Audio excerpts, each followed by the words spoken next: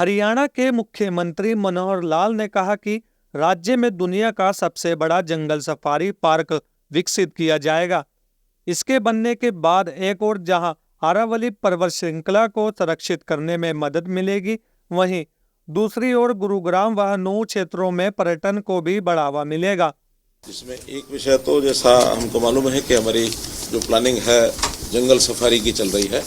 जंगल safari के विषय में लेकर के केंद्र सरकार की ओर से भी जो MOEF के अधिकारी होते हैं उनके साथ और हमारे टूरिज्म डिपार्टमेंट और हमारा जो फॉरेस्ट डिपार्टमेंट उनको सबको लेकर के कई जो पेंडिंग इश्यूज हैं उसके ऊपर चर्चा होती है।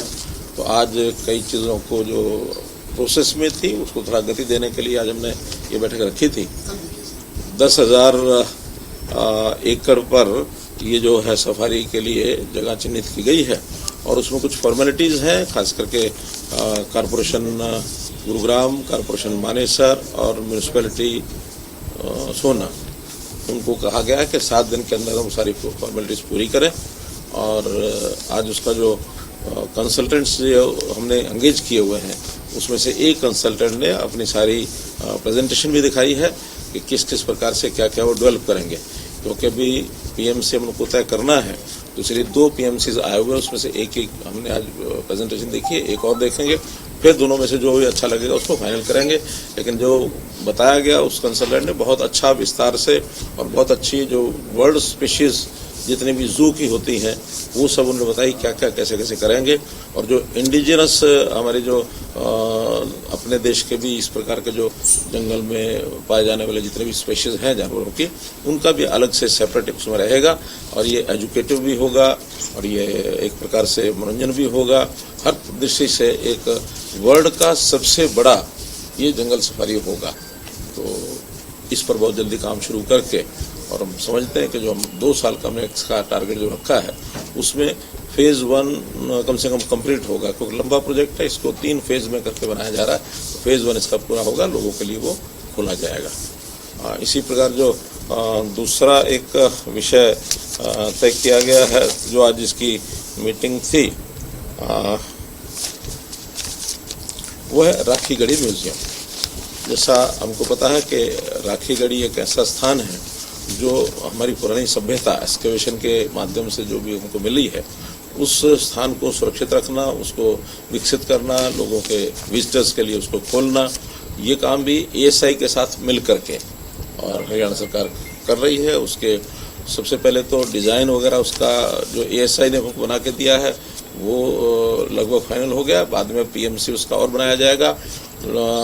विजिटर्स के लिए कैसे और आकर्षक बनाया जाए, इस पर भी कुछ विचार हुआ है और उस पर भी टाइमलाइन हमने शुरू की है कि एक उस काम को करने के लिए PMC नियुक्त जो करना है उसका टेंडर हो जाएगा। 15 जुलाई तक टेंडर होगा और 15 अगस्त तक हम उसको फाइनल कर लेंगे। और सारा टाइमलाइन ये बनाया गया है कि उसका जो म्यूजियम है आने वाले दिसंबर तक वो कैसे हम चालू करा सकें। इस प्रकार से इन सारे विषयों पर डिटेलिंग जो सब हुई है, डिपार्टमेंट्स के लोग मिलकर के, इधर ASI, हमारा टूरिज्म डिपार्टमेंट और उधर फॉरेस्ट डिपार्टमेंट और केंद्र का जो MOEF, ministry of environment and forest, ये सब मिल करके इन कामों को आगे बढ़ाएं। इसके लिए आज दोनों मीटिंग संपन्न। इसमें कोई दो नहीं, हरियाणा सरकार की बहुत अच्छी पहल है दिल्ली NCR में टूरिज्म की दृष्टि से। इसको और आकर्षण के लिए हालांकि आपने कहा अलग अलग सेक्टर्स होंगे जो है, लेकिन किस तरीके से चाहे वो होटल इंडस्ट्री, क्योंकि तमाम लोग आएंगे, उसको लेके क्या कुछ खास आकर्षण का रहने वाला है। हम जंगल सफारी की बात कर रहे हैं, इसको लेकर के कि किस तरीके से लोगों के लिए एडवेंचर के लिए तमाम इनको लेकर भी कुछ बात की जा रही है। जानवर कहाँ से, कौन सी कंट्रीज से लाएंगे? देखिए, चूंकि जो जू होती है, जंगल सफारी होती है, मैं से पिछले दिनों मैं शारजाह जाकर के देख करके आया था।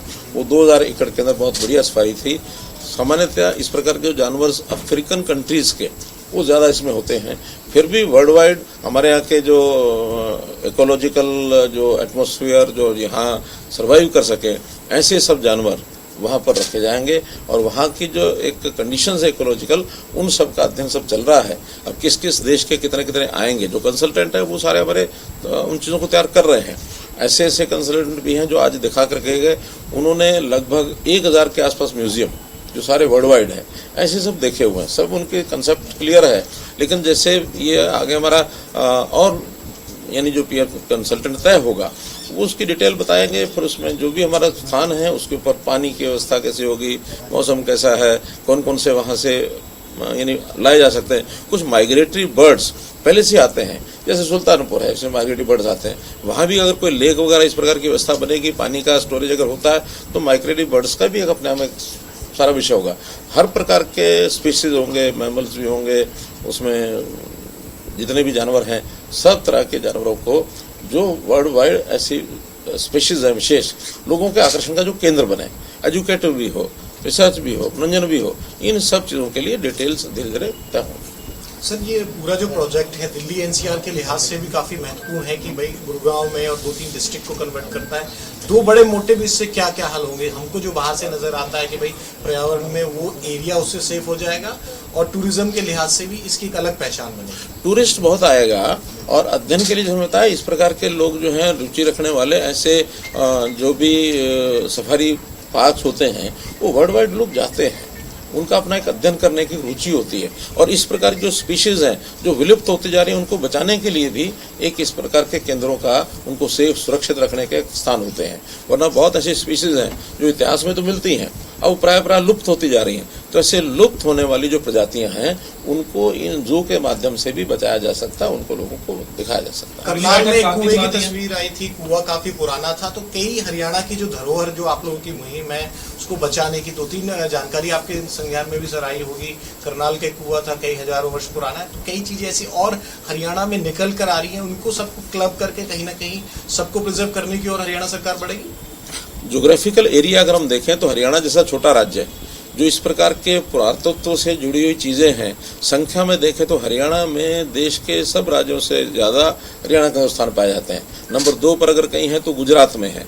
कुछ एरिया जो ये सभ्यता जो पुरानी सरस्वती काल की ये जो सभ्यता है, इस सभ्यता के जो अवशेष हैं वो इन हरियाणा के क्षेत्रों में बहुत बड़े स्थानों पर है। जगह जगह टीले जो मिल रहे हैं, उन टीलों की खुदाई की जा रही है। उदाहरण के रूप में रोहतक का जो खोखरा कोट है, इसी प्रकार अग्रोहा का जो एक बड़ा टीला है, सिरसा में थेड़ है, ऐसे ही ये जो राखीगढ़ी है, या फतेहाबाद में स्थान है, फतेहाबाद का एक स्थान है कुनाल, वो है।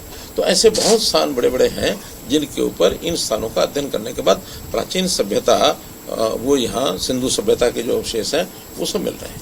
सर, क्या मध्य प्रदेश की तर्ज पे जंगल सफारी में चीतों को भी लाने का कोई प्रस्ताव रखा गया है? मैंने बताया ये सारी चीजें तय होनी है। जो कंसल्टेंट है वो सारा तैयार कर रहे हैं, प्रारंभ कर रहे हैं। चीते भी होने ही चाहिए, क्यों नहीं होने चाहिए? आखिर वो भी एक प्रजाति है और अधिक से अधिक प्रजातियां हम लोगों को यहाँ ला करके उनको बता सकें, दिखा सकें, ये बड़ा प्रयत्न रहेगा। एक सवाल पॉलिटिकल, आप अगर कोई जवाब देना चाहें। सवाल नॉर्मल है कि किस तरह का माहौल चल रहा है आपकी नजर से अगर देखें तो राजनीति हाई है, अगर आपकी इजाजत हो तो उसमें? नहीं, इजाजत का कोई विषय नहीं है, मैं लगातार ही बता रहा हूँ, कोई आज पहली बार बता रहा हूँ, ऐसा नहीं है। हरियाणा में वातावरण में जो बातें हैं वो आपको पहले ही बताई है कि जनता ऐसा महसूस करती है कि जिस प्रकार की शासन की व्यवस्थाएं अब उन्होंने देखी हैं, पहले कभी 10 साल पहले उनको कल्पना भी नहीं की थी कि इस प्रकार की व्यवस्थाएं भी बनेंगी। आज जनता का हर व्यक्ति, चाहे वो गरीब है, अमीर है, मध्यम वर्गीय है, उद्योगपति है, विद्यार्थी है, या किसान है, या रिटायर्ड आदमी है, कोई भी है, सबको ये महसूस होता है कि हमारी आवश्यकताएं हम जो हैं सरकार को जानकारी होते ही उसकी डिलीवरी को शुरू कर देते हैं। और डिलीवरी में अपने पास बुला करके हम नहीं देते, हम उनके घर पर जा करके देते हैं। प्रोएक्टिव गवर्नमेंट क्या होती है ये लोग जो है हमको भी बताते हैं। मैं जनसंवाद के कार्यक्रम में लगातार जा रहा हूँ, 5 जिले होके आया हूँ, अभी मेरे 15 तारीख के बाद और कार्यक्रम शुरू हो जाएंगे। तो इन जनसंवाद के कार्यक्रमों में न केवल मैं जा रहा हूँ बल्कि हमारे मंत्री भी जाने लगे हैं। तो सब जगह जाने के बाद एक ही फीडबैक हमको मिल रहा है कि हमें इस सरकार से जो पारदर्शी ढंग से, बिना किसी भेदभाव के और हर किसी व्यक्ति की जिसकी जो जरूरत होती है, जिसके अधिकार हैं, वो अधिकार उसको दिए जा रहे हैं।